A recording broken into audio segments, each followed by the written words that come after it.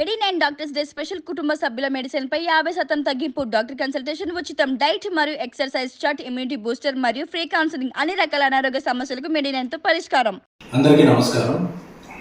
నేను ఇటీవల rhagon audio function జరిగితే ప్రీ రిలీజ్ ఫంక్షన్, దాంట్లో సరదాగా ఒక తెలుగు అమ్మాయిలతో పని చేయను అన్నట్టు ఒక హెడ్డింగ్స్ అన్ని యూట్యూబ్లో కొన్ని వెబ్సైట్లు తెలుగు అమ్మాయిలతో ఇక పని చేయను అన్న ఎస్కేఎన్, తెలుగు అమ్మాయిలతో ఇబ్బందులు ఉంటున్నాయి అన్న ఎస్కేఎన్ అనే విధంగా ఇదవుతుంది. ఈ మధ్యకాలంలో తెలుగు అమ్మాయిలు ఎక్కువగా ఇండస్ట్రీకి పరిచయం చేసిన అతి కొద్దిమంది నిర్మాతలు నేను ఒకరిని. రేష్మ, ఆనంది, మానస, ప్రియాంక జావల్కర్, వైష్ణవి చైతన్య,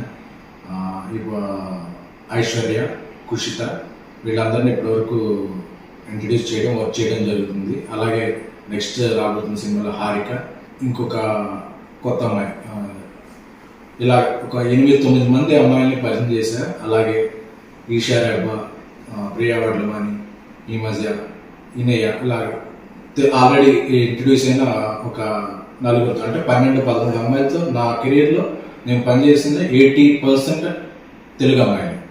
సో నేను టార్గెట్ పెట్టుకున్నా, నేను తెలుగు జర్నలిస్ట్గా నా కెరీర్ స్టార్ట్ చేశాను కాబట్టి నేను అనుకున్న టార్గెట్ ఏంటంటే ఒక 25 మంది అమ్మాయిలు, వాళ్ళు వేరే ఫీల్డ్, హీరోయిన్గా, రైటర్గా, ఆర్ట్ డైరెక్టర్గా, ఎగ్జిక్యూటివ్ ప్రొడ్యూసర్గా, డైరెక్టర్గా కూడా నాకు తెలిసిన సర్కిల్ నుంచి 25 మంది తెలుగు అమ్మాయిని నా పరంగా ప్రోత్సహించాలి, ఎంకరేజ్ చేయాలని. అంటే మనం పరిచయం చేసిన వాళ్ళందరూ టాప్కి వెళ్ళిపోరు, అందరూ బాటంకి వెళ్ళిపోరు. బట్ మొదటి అవకాశం ఇవ్వడం అనేది ఒక ఇంపార్టెంట్. సో ఇప్పుడు నా నెక్స్ట్ 3 సినిమాలు తెలుగు అమ్మాయిలే. అందులో ఆర్ట్ డైరెక్టర్ తెలుగు అమ్మాయి, ఎగ్జిక్యూటివ్ ప్రొడ్యూసర్ తెలుగు అమ్మాయి, రైటర్ కూడా తెలుగు అమ్మాయి.